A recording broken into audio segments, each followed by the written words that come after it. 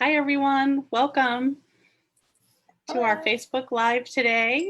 We've got, I'm Kim Martino-Sexton, here with my partner, Elizabeth Lowder, and we've got women's health nurse practitioner, Melissa Wallace with us today. Welcome, Hello. Melissa. Thank you for having me. Yeah, we're so excited to get to talk to you again.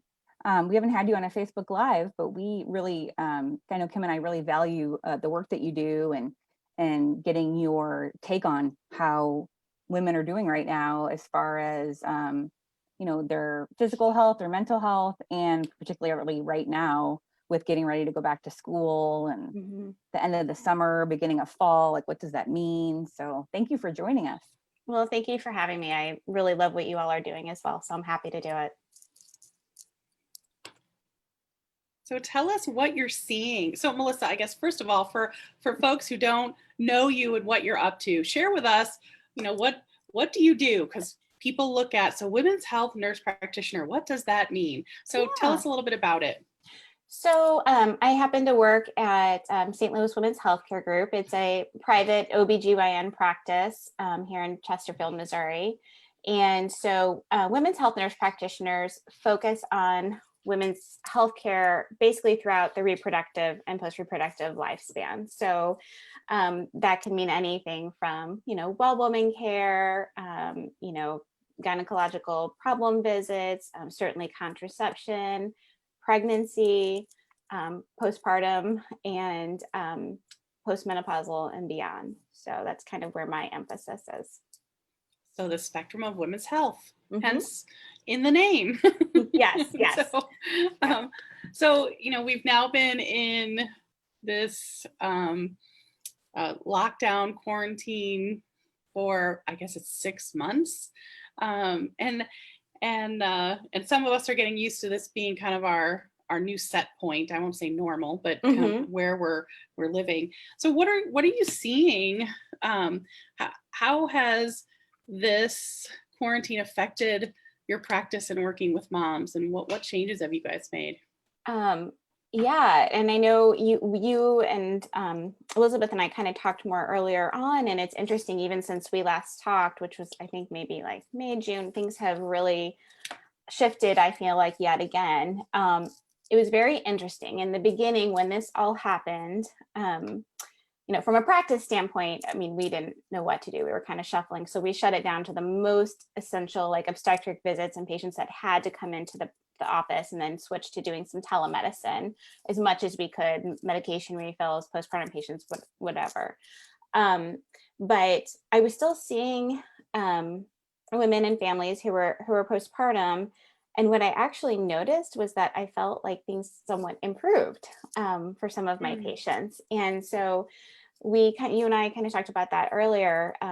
But I think what I noticed and what the recurring theme was that for the first time for many of these women, their partners were home and in the house with them. And it was, spring going into summer. So the kids were home.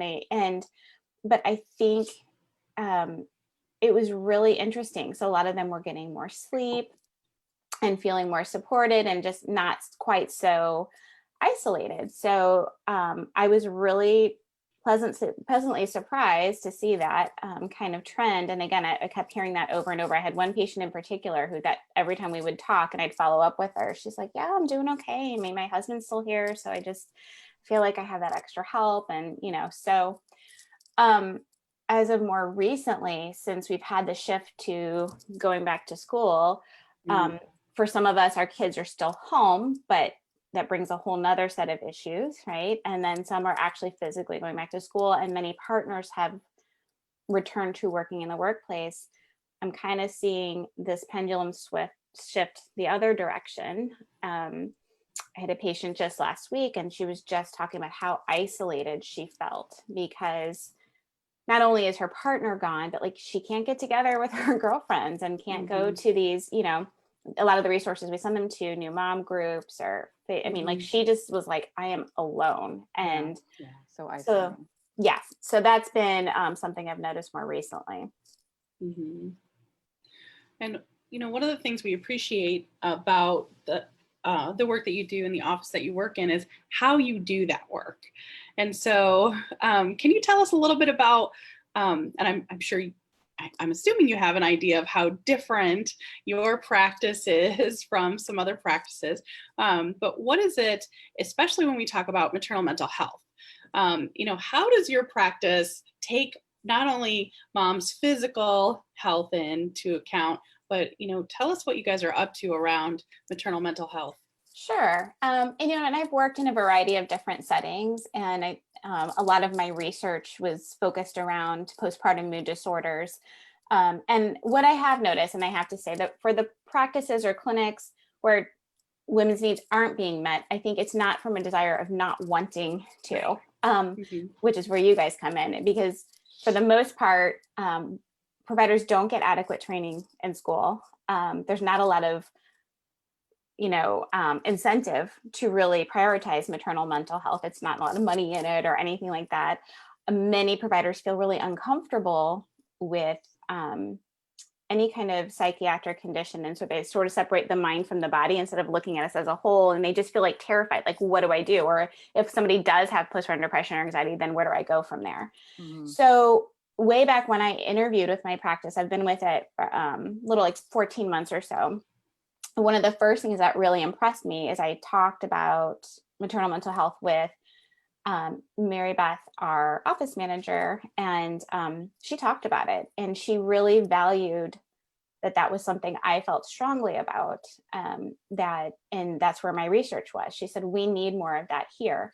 They already had some great things in place, for instance, like the Edinburgh postnatal depression scale, the EPDS, that was already integrated, built into their electronic medical record. Women were getting screened, and that's something that my doctoral practice focused on, which was doing formal screening, not just informal screening.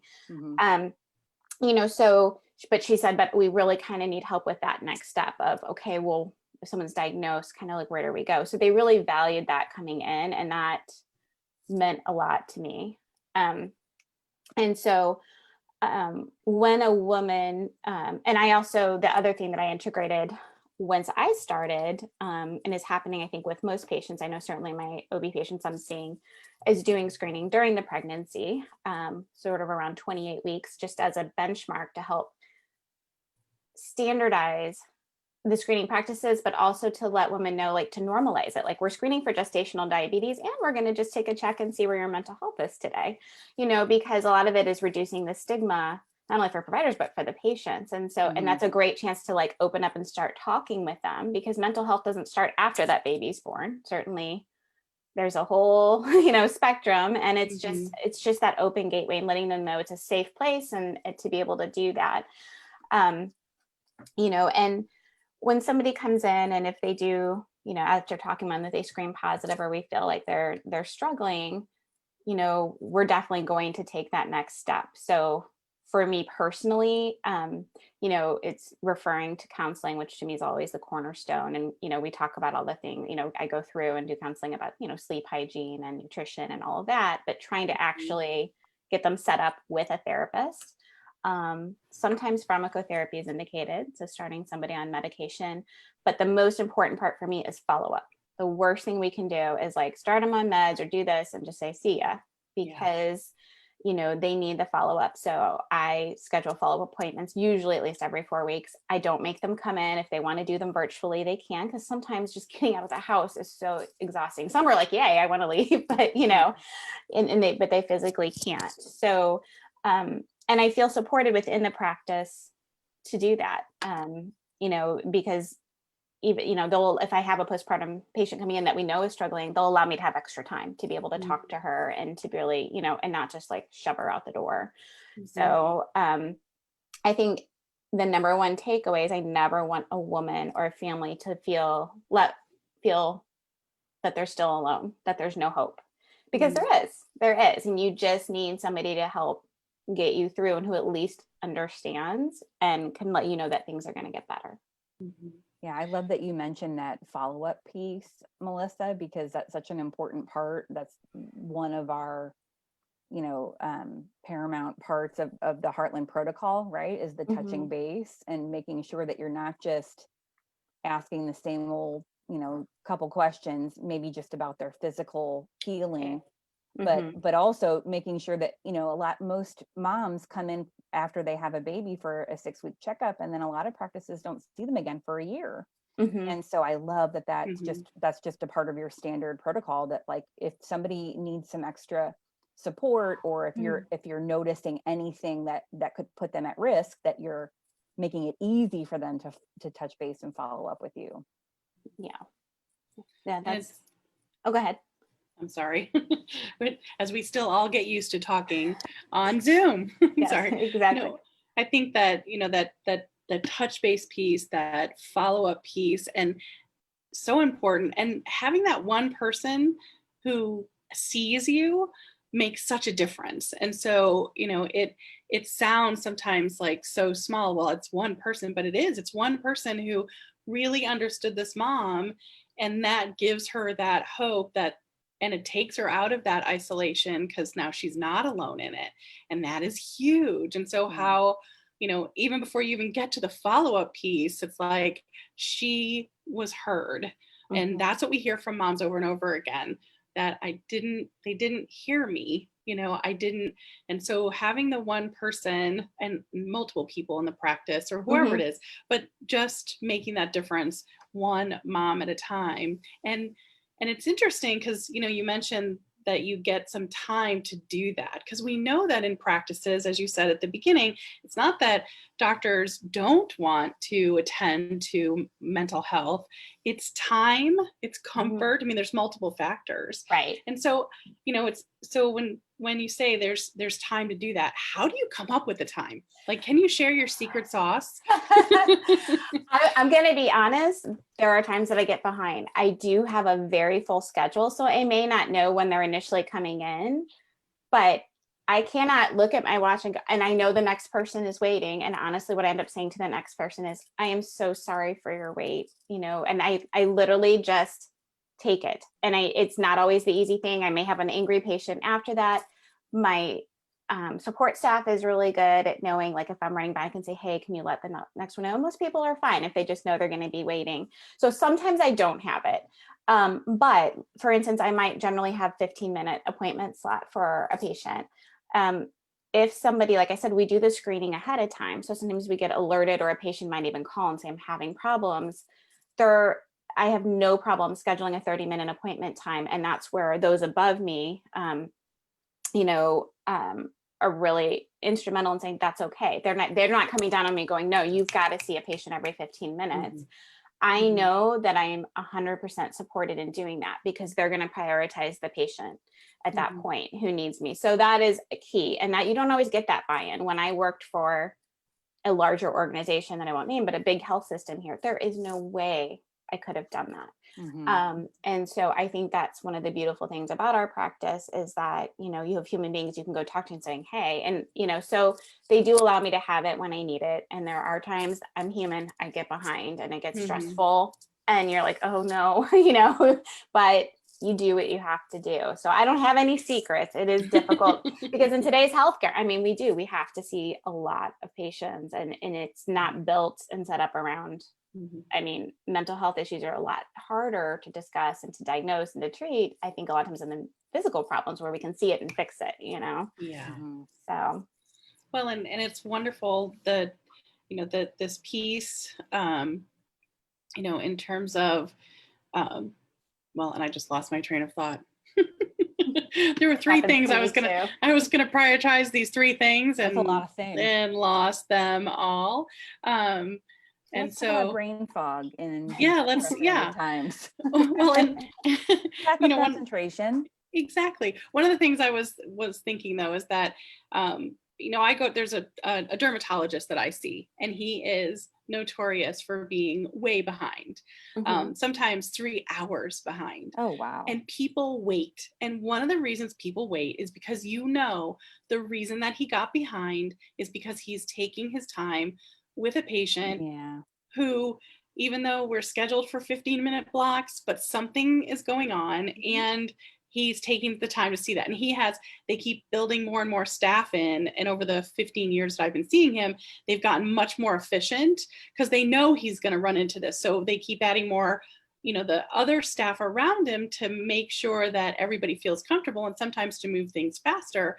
But I do think it's that personal, like, even just letting people know that I apologize and I'm a little behind. Thanks for being with us. Just that acknowledgement of it, and knowing, because we know you're human.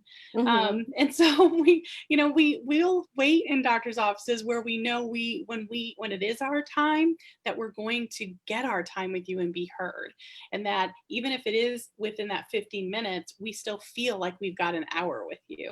And so, because it makes a difference how we move through it, and how all the staff is supporting you to do it. So that's wonderful to hear. Well, and I'm sure you hear it, Kim, and I know I hear it in my office at Sage Tree, that women can tell when providers don't want to be in the room with them, or have like 20 other things on their mind, and are, we know what it feels like to be rushed through an appointment. And actually, I think being rushed through an appointment, especially one so personal as an OBGYN appointment, can lead to some like shame and blame and guilt.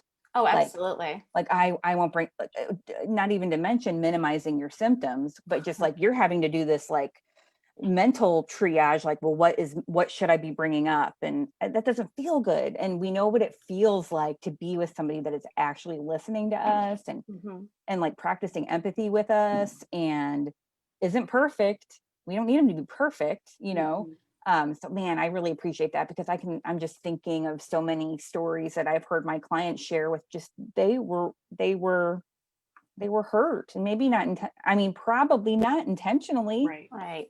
But that sticks with them.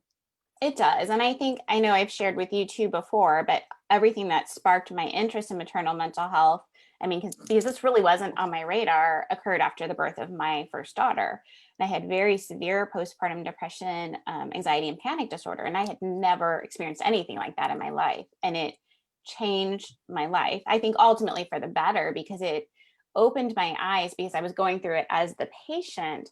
But the whole time as a clinician, I thought, oh God, I don't ever want to do that to somebody, because I had some awful experiences, but I also had some very good experiences. And between a combination of my OBGYN being excellent, and then finding the perfect therapist who not only heard me, but was brave enough to share her own personal story and became my beacon of like, oh, she got through this and she's okay.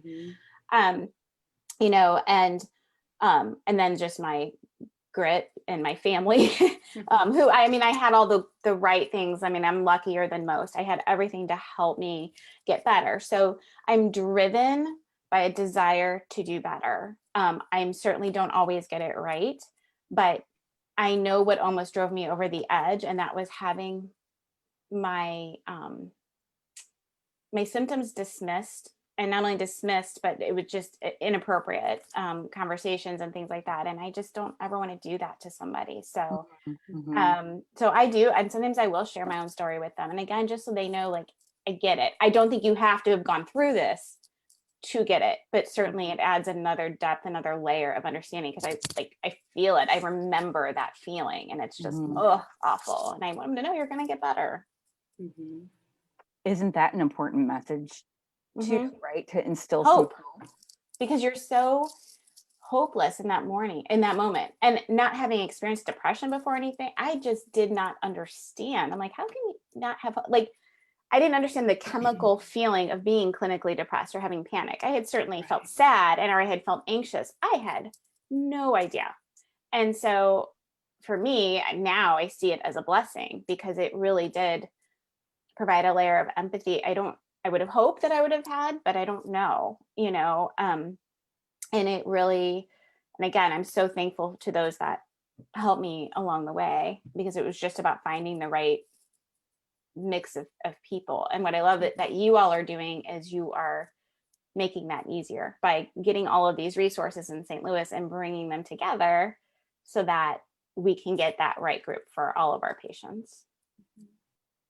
Thanks for mentioning that. I think it's evident that you certainly care deeply about your patients, and that makes a difference. And Kim and I feel the same way. Like I think someone that doesn't have like a passion or an interest for serving this population, like won't really last long in this field of work, because it's not easy all the time, you know, but it's important. Yeah, exactly.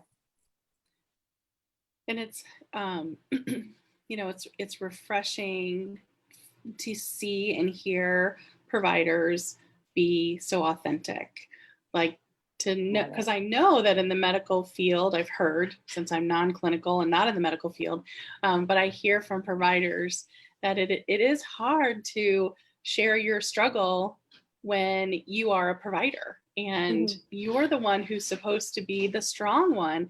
And what we learn when we talk about empathy is talking about our struggle is strong and courageous. And it does, you know, when we let folks know that not only do we get it, but for those of us who've had a similar experience where we've been through it, and providing that level of hope because we've come out on the other side,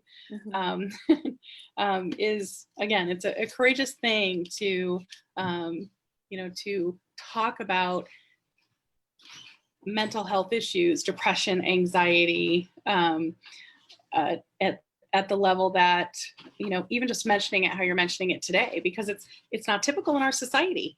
And so, you know, it's even though it is so common that women are experiencing it, but then that, like, oh, let's talk about it. Oh my gosh, on Facebook Live, we're talking about it even. That stigma is strong. So strong. That was so prevalent when I was first doing research on my master's. That was in all the literature that I read across cultures. I mean, it really is so pervasive, that shame and that stigma. And it's certainly stronger in some cultures more than others, as I've learned, and I've learned more from my patients than anything. And I think part of it is we can't see it, right? Like, and you look fine. And again, it, you know, most of us have had a sore throat. So if you say I have a sore throat, you can empathize. But like, again, if you've never had these things, they're like, well, just, you know, suck it up. You know, you're going to be fine. Be happy. It's such a blessing. You know, like they say everything they want to say to try to fix it. But for some reason, mental health, I mean, and part of erasing the stigma, and I vowed to do it. We have to talk about it. And that's why we should talk about it during pregnancy. Like, I would never feel brave for telling somebody I had gestational diabetes. Like, you know, it's so crazy to me. But there is this idea that somehow you're not strong, or you don't love your baby enough, or your partner, or whatever. Or you can't be a fit mom. And and of course, we're already feeling that way. I mean, those are your first thoughts, are like, what is wrong with me? Why don't I feel any joy? I have this, you know, what I've dreamed for my whole life. Like, it doesn't make sense. None of it made sense to me. I'm like, what just happened? What happened to me? I woke up and it was like a switch. I still remember the moment it happened, and I felt everything shift. And I thought, what did I do? And I kept that feeling, the worst feeling is feeling like my baby deserves better. Like, why did her mom do that? You know, and that we have to, they're beating themselves up enough. So the last thing you need is somebody who they're looking up to. And they look up to their healthcare providers that in any way feed into that, because they're going to buy right in. They're going to latch onto the negative more than the positive. And, you know, so first and foremost, if somebody doesn't know what else to do, the first thing they should do is just listen, empathize. Even if you don't get it, you act like you do, because, you know, they're already beating themselves up and you don't know what somebody's thinking about on the inside. Yeah, Tiffany Hokelman says, thank you for having this conversation publicly. It's so needed.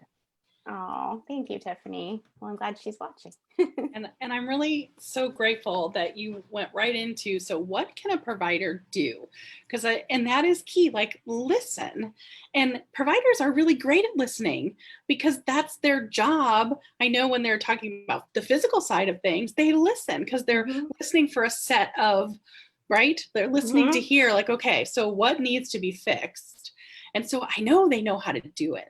And this stigma around mental health, if we could lift it, and if you knew, because this is where, you know, I often wonder, like, is it so, because I know they know how to listen, so they get that. and then there's this fear, I wonder, and this is also some of the things we hear, is that what happens, what do I do with the information she tells me? Right? Like, because if she tells you physical stuff, you know what to do. You know the next 3 steps for that, or 25 steps, depending on what it is. And so when it's a mental health issue, what is the next step, you know, when you're listening to it? And so how would you, because I mean, I have thoughts about that, but what would you say is the next step when okay, so we know all providers can listen. So they've listened and a mom has shared something. Can you tell us like your next step? I think the next step, once they've shared all that with you, is letting them know, hey, you know, it sounds to me like you might be struggling with some what we call postpartum depression or postpartum anxiety. Explaining, you know, I'll say this is a really common disorder of pregnancy and the postpartum period, like trying to normalize it. And then I let them know, we're going to get you some help. And here's what we're going to do. I have had patients that are like, way out, like, cause some of them drive really far to see me and I don't know a therapist in their area, you know, or I don't know a psychiatrist who's good with mental health. And so it's okay if you don't have all of the answers that day. I think if you say, okay, so, you know, and if I talk to them about, you know, I mean, I always go through, like I said, the stuff we talk about, like, let's start with, you know, sleep and, you know, trying to figure out something they can start immediately, like trying to get in that extra hour of sleep or whatever it is, to get some relief or medication. But, you know, I'll say, I'm not sure of someone to refer to in your area, but let me look into it for you. I think I've reached out to you before about a psychiatrist. I sometimes reach out to the therapist who I love, like, hey, do you know anybody out here? And she'll be like, well, I'm not sure, but this is a website you can go on. I mean, I'm on it.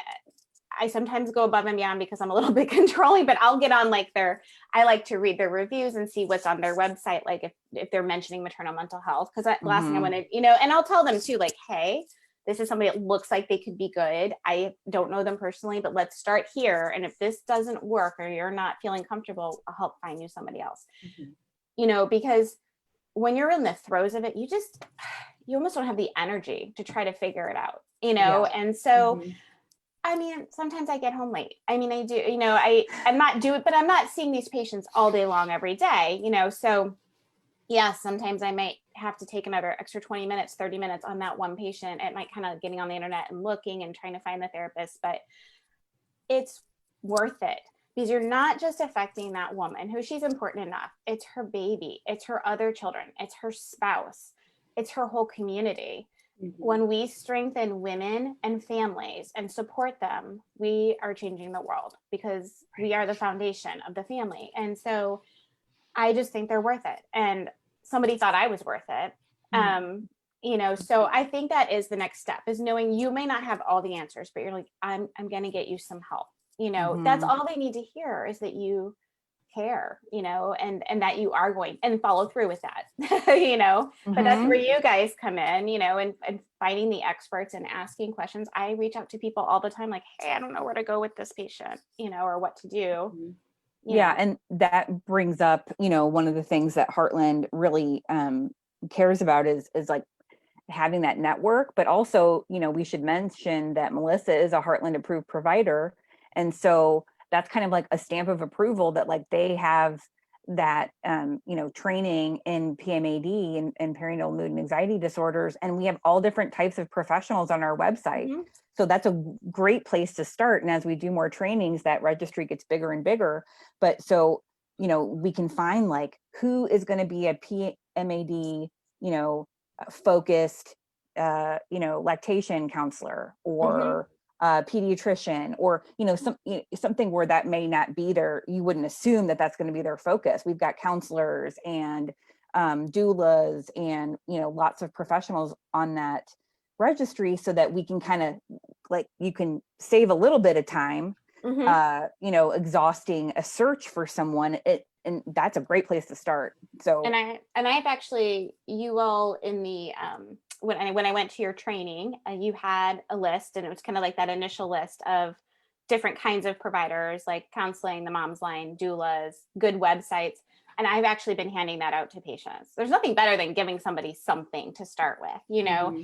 And I love that because I immediately trust it, because I know where you all are coming from. And this is what we've been needing. This is what frustrated me so much going through it is I'm like, we're all so fragmented, and it's like we have so many resources, but they're with many issues, but like they're all over the place. So having it all in one place where you can literally go into a practice and like, here's your binder, here's your support, here's your whatever, like here's where you can start is fantastic. And I even think designating someone in the practice who has an interest, I mean, if you have the staff to support that as sort of that referral coordinator, even so, maybe even if you don't have time to follow up personally with everybody, making sure your nurse or your medical assistant, whoever has it doesn't have to be another doctor, nurse practitioner, but someone to be following up, helping them make sure they made their appointment, or do you need help with this, or it's so sometimes if you feel comfortable with that, you have somebody who really has an interest, is like, yeah, I want to do that, like let them have that role as that mental health coordinator, or whatever you need, for PMAD. So yeah, I love that suggestion, and like akin to getting the Heartland protocol training, like it doesn't need to be, we would love to train everyone in a doctor's office, including the front desk staff, all the way through to the practicing physicians, but it doesn't have to be everyone. You can designate like who's your champion going to be, that can have the most up-to-date training, and by osmosis the rest of the folks on that team are going to kind of understand, or are going to pay attention to what the Heartland protocol is, and at least have a good starting point for your practice, but to have that person, okay, we need to make, and I know that you really serve that role really well, Melissa, that like you do that extra work and that like pounding the pavement, figuratively to figure out what a good referral, like an appropriate warm referral is, which is super, super important, because, and you kind of alluded to this, but unless you've experienced it or you're really highly clinically trained, let's not underestimate how hard it is to actually make a phone call. Oh gosh, right? I know. So like, give women, the list of numbers to call, but we also know at the same time, we get why it might take you like 6 weeks to call to actually, and we're going to praise, validate as much as we can, that like, oh my God, you made an appointment and you came in. Like it's huge process. It took a village to get me to my appointments and things, and like I said, I had all the support in the world. I know that many of my patients don't have that. They may not have a supportive spouse. They may be a single parent. It might not be very culturally acceptable, so they feel comfortable talking with mom or sister, aunt, or whatever. I mean, there's just so many factors. They may not have transportation. Before I worked where I work now, I worked with patients at or under the poverty level, and that was a whole nother layer, so moms come in all shapes, sizes, colors, socioeconomic background. And so it's not, like you said, it is not easy. And that's the other thing. This is not an easy issue, and it's not going to be fixed like that, but we certainly can do better. Uh-oh, I think I lost can you all still see me? Yep, we can all still see you. Okay, I have no idea where my visual went, but as long as you can see me.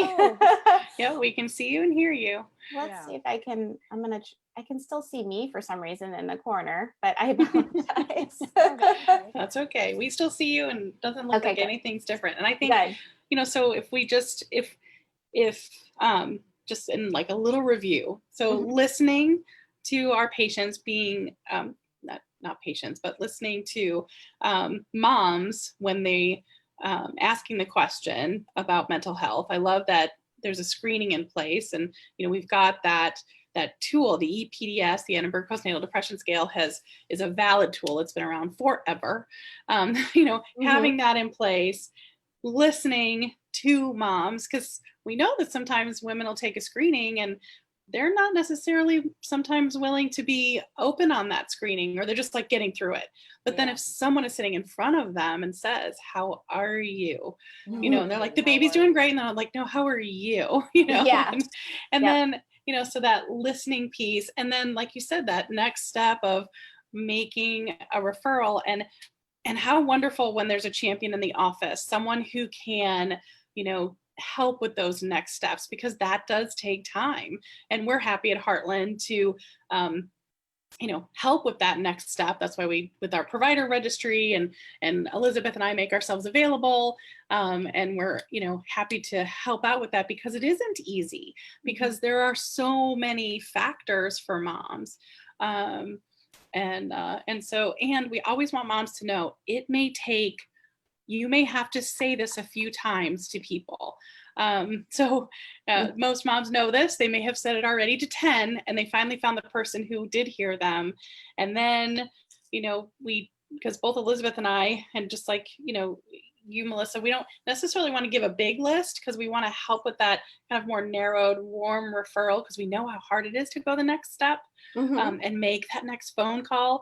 And the mental and emotional energy that it takes.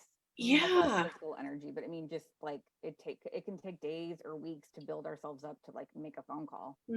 Yeah, it's part of the phenomenon of it. When you're in the depression or the anxiety, much less if you have a newborn, and it's like, right. If I got up, got dressed, brushed my teeth, and my baby was fed, that was like, it was just keep her alive. And surviving. Get dry. Yeah, I was surviving. I still remember the first day, like I was maybe like 3 weeks into recovery, and I was able to like sweep and mop my kitchen floor. And I was like, I can't believe I did that. And I never would have thought anything about it before. But I mean, you go into survival mode. And that's all I was about, was getting through to the next day and being one step closer to healing. And so it was insane. It was such a crazy experience. So I do feel for families that are going through this, and but I think everyone's doing a really great job of talking about it more and more and more. I think we've had some celebrities that have been more vocal over the past years, which has been great. People just talking like, hey, this happened to me too. And then talking to I talked to my daughters, my oldest, Emma, who's 18 now, she knows exactly what I went through after I had her. I mean, we have conversations about it. So, that creates that next generation of empathetic, educated, hopefully young people, and who will also go on. Yes, destigmatize for sure. Is my mic sound funny? Somebody commented. Yeah, you're a little bit soft. Like it's a little harder to hear you. I had to turn you up some. Better now? Yeah, that's better. Okay, I was going to say that Mary Beth from your office posted a couple times, and I want to get this out before we wrap up. So she let us know that patients can text Melissa and your office through your secure system to get an appointment. Yes. And you can do virtual appointments. We don't mind kids and craziness in the background. Absolutely. We've had lots of that. 855-965-2302. And then she asked, right around the time we were talking about the Edinburgh, do you find they're more honest on an electronic tool than face-to-face? So I think the electronic tool is very helpful because it depends on which one you're using face-to-face. More recently, I had a patient that came in that needed one and hadn't gotten it electronically. It wasn't like a scheduled postpartum visit. And somebody printed one off for me, and it accidentally had all the like how to score it at the bottom, and it tells you what the scores mean, So I don't like that, obviously, because I think that can play into it. So I think I love the idea of them being able to do it anonymously. And the other thing about the EPDS though too, is, and you touched on that, is that it's just a screening tool, and it is really great. It has high sensitivity and specificity, but you as the provider are the one that's doing the diagnosing, not the screening tool. Yes. And so you use that, but that I just use it as a gateway for a conversation. I don't say, oh, you got a 13, you definitely have depression, I just bring it up as thank you. And I always start by saying, thank you so much for answering these questions. We always, it kind of looks like you might be struggling a little bit. Let's talk about that. And then I start with the open-ended questions with them, like you guys talked about. So I really just use it as a starting point. So if somebody might only have a 9 and be very borderline, but needs more support than somebody who's a 13, but maybe at their 28-week visit, they were at 23, so it's really just that gateway. But I do think that is important component. I'm glad that Mary Beth brought that up, because it's something I just noticed recently was that, I felt she was more honest, or I think patients are very honest when they do it from home. Yeah, I think engaging in a conversation, and that conversation involving messages from the provider that include normalizing and validating, like before you're asking the questions or as Mhm. you're asking the questions are going to increase honesty, because really what we're doing is increasing safety and containment. Right. So if women feel, I don't think anybody is purposefully trying to be misleading, but if you don't feel safe, you're not going to be totally honest. You don't know what's going to happen. So, you know, I think you can get to honesty, whether it's an electronic form of the tool or a paper, or you're having, you know, you're one-on-one, you're having a conversation, but you need to have you need to be normalizing and validating so that they can understand that they are not the only person on the planet that might feel this way. Right. And everybody feels that way when they're going through it. I know I did. I knew logically that wasn't true, but I looked at every happy family walking with their stroller, Right. whatever. And I'm like, why do they have it all together? Why am I like this? You know, and you do that. It's human nature. It's the weird part of this beast. And I have to do a shout out to Mary Beth Dunn, my office manager who you were talking about, because she's the one that initially interviewed me. And I really do feel like she is a champion for women and really has a good understanding of these mental health issues. And so again, I felt supported from the start. Like I was like, this is a place I could be. I could really see myself, because it was so important to me. And that's what was missing from my previous work in a big organization, as I felt like it became more about red tape and other things. And so it allows me to do the work that I feel like I was meant to do. I'm still learning. I feel like when I know better, I do better. And I'm still going to continue to grow and go to trainings and try to build. I still do need more resources, especially for moms. It's hard. I have a hard time, I will say, finding places where people can go without insurance and things like that. So I think we can still keep building this community, but I think you all are really doing a great job of starting that. Well, thanks for joining us in the effort to, you know, deliver that excellent care to moms. I mean, it feels so good to have the community that we're building together. Well, and again, you know, thank you for having me on here. And, you know, if anybody does, you know, want to come to our practice or come see me there, we welcome them and, you know, can provide really comprehensive care for them. I mean, we have a chiropractor who came to our training, who's also a doula. And I think she did another Facebook Live, and another wonderful support staff who came to the training. We also have a primary care doctor in our practice and her nurse practitioner. So there's a lot of different ways I think we can work together to, you know, help meet your needs. And certainly I feel confident you'll be cared for and feel heard. Well, we're so excited to have had you here today, and that, you know, as we continue to move forward to create this bigger community, and what Elizabeth and I are up to, and your entire, you know, practice is up to, is, you know, supporting moms one woman at a time, you know, and getting the word out that we can talk about mental health, and there's so much support, and we're continuing to like bring all the support people together so that we can make those you know, connections, help moms feel like they're not isolated, let them know that this is part of that normal physiologic development that we go through, and mental health is a big piece of it, that you're not alone. So many of us have had this very same experience or having it right at this moment. And we've got another training coming up in November. Heartland does, because we want to train even more providers. And so we're excited that your staff members, that you have been through it. We appreciate you mentioning it. And we, again, want to continue to broaden all the support here in the St. Louis metro area and beyond. And so thanks for joining us today. Thanks for you know, being your authentic self, as you always are. We so appreciate it. Thank you. Thank you so much again for having me. Thanks, Melissa. Take care, everyone. All right. Bye-bye, everyone. Bye. Stay healthy out there.